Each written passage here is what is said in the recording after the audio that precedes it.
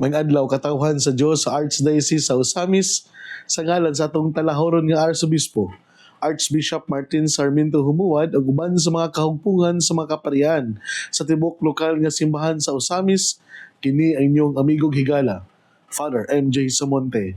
Magkahatod og pamalandong ninyo karong adlaw karon nga Martes sulod sa ikinapulog lima nga semana sa ordinaryong panahon.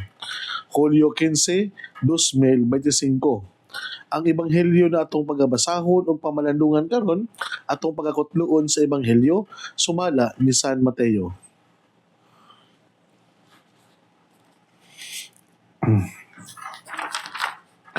Unya gisaway ni Jesus ang mga lungsod diin himuan niya ang kadaghanan sa iyang mga milagro kay ang mga tawo wala man maghinulsol sa ilang mga sala.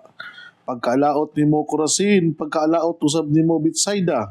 Kay kung ang mga milagro na himo diha kaninyo didto pa himua sa Tera o Sidon, ang mga tawo didto dugay na unta nga nagsapot og sako og nagbulibod og abo sa ilang ulo aron pagpailang nga sila naghinulsol sa ilang mga sala.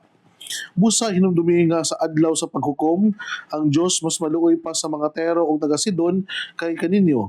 O ikaw, Kapernaum, buot kang mubayaw sa imong kaugalingon ngadto sa langit, itambog ka hinuon ngadto sa imperno, kay kung ang mga milagro nga nahimo diha kanimo, didto pa himuha sa Sodoma, aniya pa unta kining karong adlaw. Busa hinumdumi nga sa adlaw sa paghukom, ang Dios mas maluoy pa sa Sodoma kay kanimo. Mga igsuon ang ebanghelyo sa Ginoo. Daygon ikaw, Kristo. Karong adlaw atong gisaulog ang kapistahan sa Our Lady of Carmel diha sa Baliangaw na gipanguluhan sa atuang mahal na paroko na si Father Roger Taguran. Happy Fiesta sa mga taga Baliangaw. Viva La Virgen de Carmel na naot pa unta nga sa pagsaulog nato sa kapistahan sa Baliangaw nga uban sa inyong bagong paroko nga mag-enjoy kita o malasigon kita nga pagpadayon sa pagdebosyon ng Birhen Maria. Karon naman tay misa alas 9 na gipanguluhan sa tong mahal na Arsobispo Archbishop Martin Sarmiento Humuad. Karon usab gisaulog nato ang Presbyteral Ordination Anniversary sa itong mga kaparian ni Reverend Father Antonio Sagrado na gipaulinahan natong July 15, 1995. O si Reverend Father Jason Panagiton, July 15, 2014. Joyful and blessed Presbyteral Ordination Anniversary, mga fathers. Pinawat pa unta nga isip mga pari sa lalay ni Melchizedek. We remain faithful and loyal to our ordination vows. We remain humble. We remain obedient to sa sugo sa tong obispo. O nakabalo ko si Father Jason o kani si Father Tony ato ang mga suod na higala, ato ang mga naadya sa Chancery kaya si Father Jason ato ang man siyang ekonomos, ato ang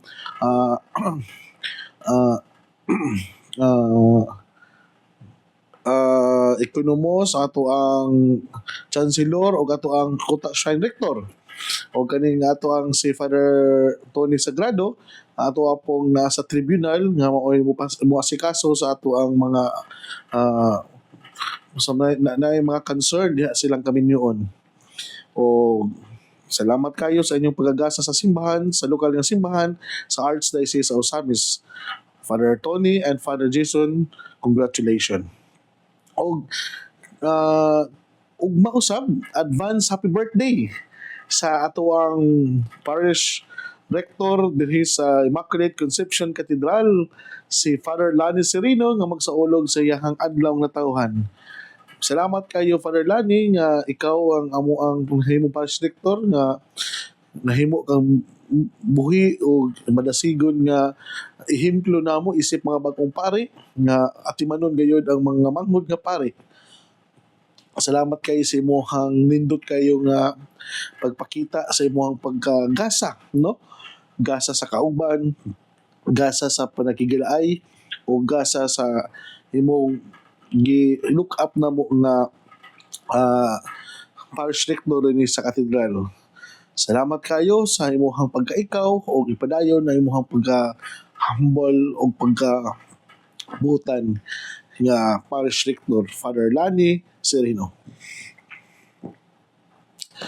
Ug mausab magdugo kita, maghiusa kita, isip usa ka pamilya nga magsaulog sa kapistahan sa Birhen sa Kuta sa may alas 9 sa buntag pagasugdan ang Pontifical Mass nga panguluhan sa tumahan na Archbishop Martin na hinawat pa unta nga sa ato ang pagpadayon sa ato ang pagdebosyon sa mahal na Birhen dinhi sa misamiston ang Birhen sa Kuta, kita makadunayon nga musalig o idagat ngadto sa tong mahal na Birhen ang ato ang mga intensyon nga usahay makaingon ta nga wala man ta paminawa sa Ginoo, wala man ta paminawa sa iyang anak, pero kung ang inahan na gani mo hangyo sa anak di jud kadili ang anak kanunay ginang bisan pa o ganang dili pa unta oras og panahon, pero kung ang inahan na gani mo hangyo ang anak grabe gyud ang iyang pag-submit sa og paghatag og higayon sa mga intensyon o petition nato idangat dadto sa atong langit ng inahan. So mga igsoon ko, paghiusa kita, isip usa ka pamilya sa pagsaulog nato sa kapistahan sa Birhen sa Kuta ugmang adlaw. So, mga igsoon sa ni Kristo, ang atong ebanghelyo karon na ato ang gibasa bago lang na kinutlo diha sa kang San Mateo, kita gipahimduman nga kana bitawng dili nato sayangan ang gitawag nga chance na gihatag sa Ginoo nato sa kabag-uhan. Yes, we know that God is a forgiving God. God is an what we call the immensity of God's love and mercy is dili masukod. Walay kinutuban. Pero hinaot po ta nga dili po nato abusaran ang maong kanang pagkamaluluyon o pagkamahigugmaon sa Dios. Abi kay dili matugkad, dili ma-measure, unlimited, infinite ang maong kapasayloan ang paghigugma sa Dios. Kita pod infinite punta sa pagpakasala. Remember, ang pagkapasayloan na ihatag sa Dios walay kinutuban, walay kahumanan. Pero atong kinabuhi, naay limitasyon, naay hangganan, o naa siya timeline kung kakantod karos alang taning kalibutan. Busa, ang pagpasaylo sa Ginoo, dili siya magmatter kung kanus aka mo magbago. Pero ang magmatter niya, basin bitaw mubiya ka ning kalibutan na wala pa ka kabago na diha naman dahil ang hasol niya. Kaya ano man nga you have all the chances, you have all the time nga to ask sorry, to say sorry sa imong mga sala, na magbasol ka sa imong mga sala, magpenitensya ka, magbaguhon nimo imong kaugalingon, na kay tanang oras o panahon, pero wala nimo buhata ang chance. Mao na nga matud man sa ato mga hilog karon nga gisaway ni Jesus ang lungsod diin himuan niya ang kadaghanan sa iyang mga milagro kay ang tao wala man maghinulsol sa ilang mga sala. Grabe taong humantang gipakitaan sa mga milagro ni Jesus in order for us to strengthen our faith, to widen our horizon in seeing how Jesus is the control of everything, to see Jesus as real God. Grabe taong wala gyapon bitaw tay sense of urgency sa pagkabaguhan. Wala bitaw gyapon nato nabati ang kanang tinuod nga tawag sa repentance. Kabulo mo mga igsuon, mo binayan akong challenge sa kanatong tanan. Kay daghang mga tao karon nga they are fully aware that they are in the state of sin. They are in the state of mortal sin. Dili lang sin ha, mortal sin. Pero ngano man nga daghan pud sa mga tao karon ang walay kahadlok nga magdala-dala niini sa ilahang tibuok kunahuna og kasing-kasing. Ngano man daghan sa mga tao karon nga murag giingon lang nila nga okay ra nga sila na as nalunang sa sala. Nga kabalo man unta sila nga kaning mortal sin na mao ni makapa-imperno sa kalag sa tao.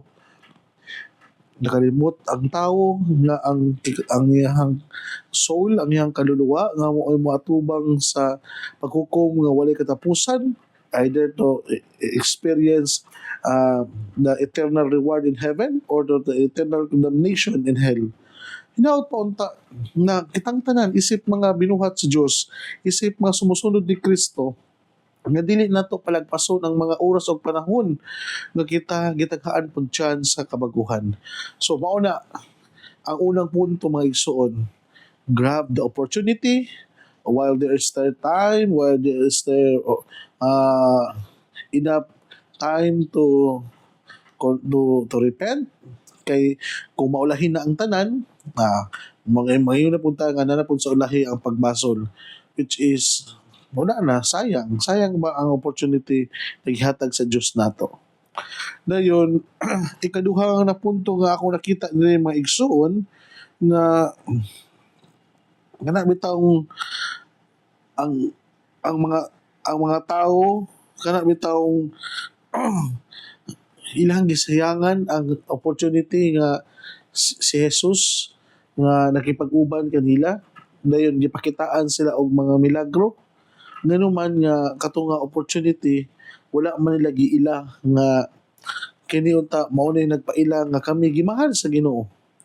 Marami taong gitagaan na ka og kanang clear and vivid na nga pagmatuod nga ikaw gimahal sa Dios, pero ikaw mura bitaw nagpakabuta-bungol lang gyapon ka nga sa konkreto nga pagmamaagi sa pagpakita kung giunsa ka pagmahal sa Ginoo. Unsa man akong pasabot ani mga igsoon? For example, kana bitawng gitagaan na kag chance nga mo i-retract nimo imong kagalingon, imuhang baguhon nimo imong kagalingon, gitagaan na kag chance gud sa Ginoo gud na sige, despite sa imong mga bugat nga sala nga nabuhat in the past, tagaan na kag higayon nga ikaw imuhang i-prove ka nako nga ikaw nagbasol o ikaw naghinusol o ikaw andam nga magpakabalaan. Kani mga igsoon, mao pini ang ikaduhang punto nga angay natong pamalandungan og hinutlogan karon nga kuman gipamatud-an sa Dios ang iyang pagka-Dios nga kitagaan ta nig chance nga man kitang mga tao dili man pud ta nga dili man nato seryosohon ang chance na gihatag kanato. Siguro no nga sa sobraan nito akong kumbiyansa nga mao na nga sa tuang kalibutan ng panaw nakalimutan nga karami taong dili ta perpetual aning kalibutana atong timan-an na ang kapasayloan na gihatag sa Ginoo naapoy matawag nato nga limitasyon tungod kay ang limitasyon not on the part of Jesus, in the end of Jesus, dili sa end sa Ginoo kundi sa tuwa ang limitasyon kay kita lagi lumalabay raman aning kalibutan na. Siguro nani ang nindot nga pamalandungan nato mga igsoon. Kinsa pa man hantod karon sa imong kinabuhi nga makaingon ka nga lisod gyapon gani mo pasayloon ang mga tao. Kinsa man sa imong kinabuhi nga hantod karon naya po kay pagdumot og kanang inner desire nga mo revenge ngadto kaniya. Human as we are, lisod biya kayo gyud nga totally nga mahil ka sa usa ka samad, labi na ang kanang samara, mao nay nakapaguba sa imong mga pangandoy kaniadto. Ug mo hinungdan nga miagi kag kalisod-lisod ug miagi kag mga struggles, difficulties and hardships in life nga mao na hinungdan nga dili nimo malikayan nga ma-recall gyud na tungod aning tawhana nakasinati ka ato. Pero kung nimo pong basahon sa another side, nahimo kang lig-on karon, nahimo kang maayong tao karon tungod kay despite ang kalibutan dili man maayo nimo, you feel the injustices, the unfair world, but you continue to be good. Sama ni Jesus nga siya gisilutan, siya gihukman, siya gilansang, siya gipatay bisan pa man sa mga dili kanang bitaw kulang sa pagmatuod nga sala, kanang mga gitawag na tuog gi-accuse sa usa ka sala o sa usa ka silot, sa usa ka binuhatan nga wala man niya buhata. Mao na nga Even Jesus himself experienced injustices of the world. Even Jesus himself experienced blasphemy, kanang paglaot-daot, pagpanira. Pero moto nga gitugutan niya po niya nga mahitabo ang maong mga kasakitan. Kay nga naman, mao man to ang nagpamatuod nga ang iyang tumungog tuyo to save us from the slavery of sin. Dili na siya ingon nga para lang sa iyang kagulingon, kundi iyang gipamatud-an nga siya tinuod nga pinadala sa amahan o sa iyang pinadala, whether he like it or not, kailangan niyang tumanon ang mga misyon na gihatag sa Dios sa kaniya karon sa ingon nga dili man sayon ang maong mga misyon na iyang gihimo, pero siya nagpadayon yapon sa pagkamayong tao. Nga na po taong atong makatunan magsuon, no? Nakanamit taong porkit naka-experience taong dili maayo, nahimo tang dili maayo pud ngadto sa uban. Aton tang ngan ba baliktaron ang ato ang mindset of realization nga human kita nakasinati og dili maayo kasinatian tungod ani nga sitwasyon, dili nato i-repeat ang history through us. Katong putlon ang chain of pain and suffering and hardships. Dili ta mahimong agent of ganang hassle, na agent of ganang conflict, an agent of ganang kasakitan, kundi mahimo tang agent of peace, harmony, and love towards others.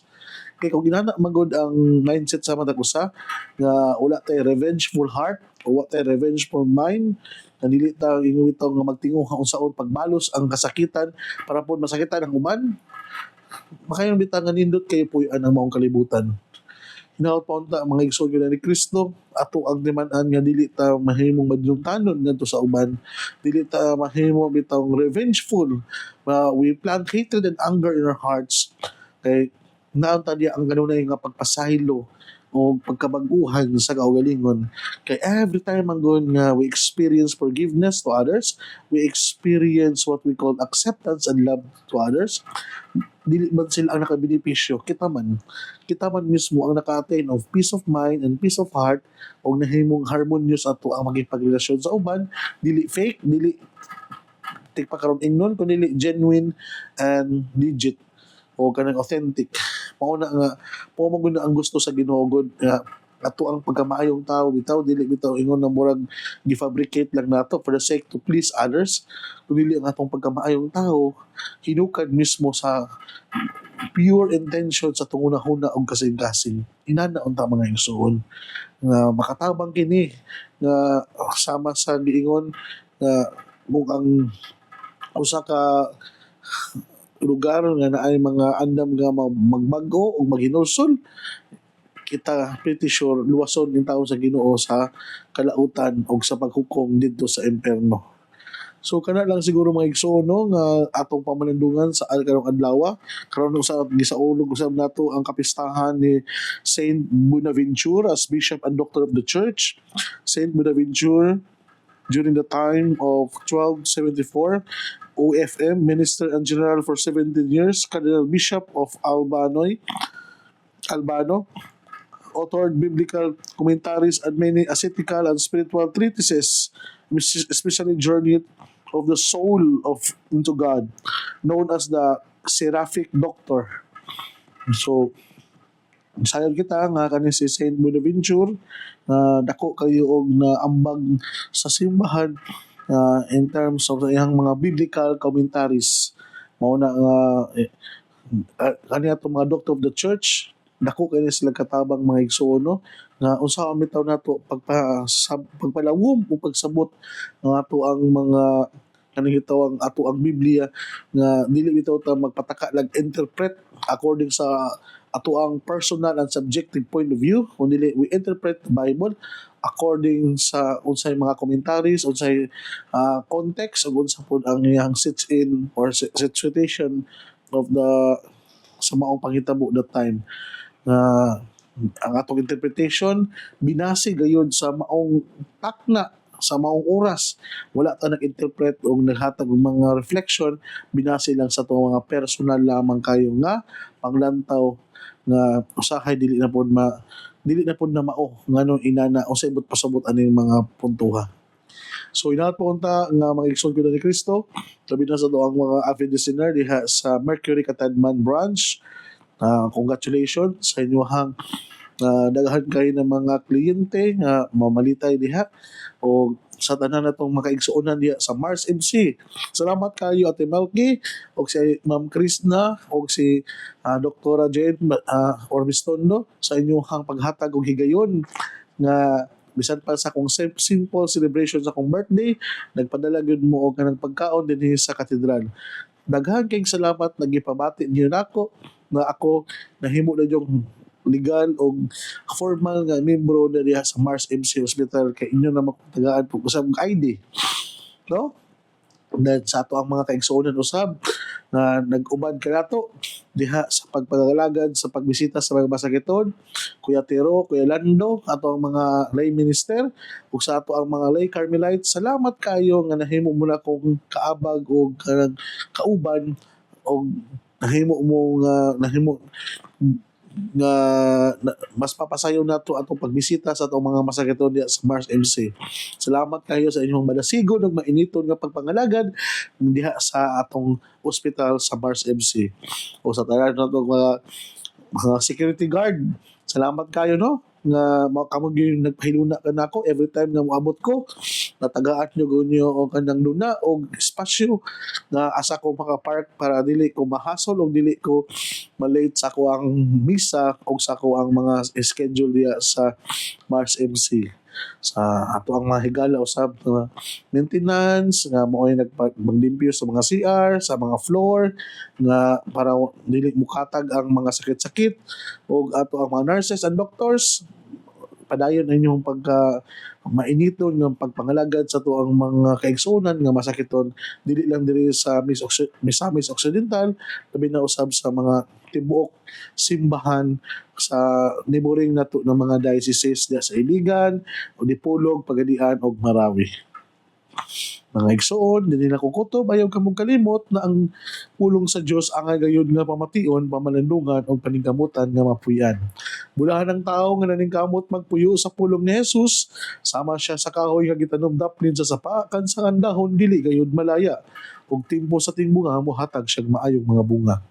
Inaot pa unta na kining tanan natong nadungog og gipamalandungan makatabang kanato sa pagkinabuhi nga balaan na mao'y magdala kanato sa atong gitinguha og padulngan ang gingharian sa langit na gipangandoy sa matag binunyagan.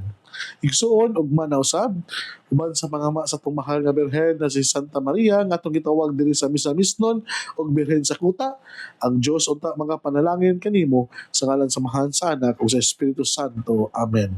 Daghang salamat sa pagpaminaw o God bless. Happy Pesta, Birhen sa Kuta.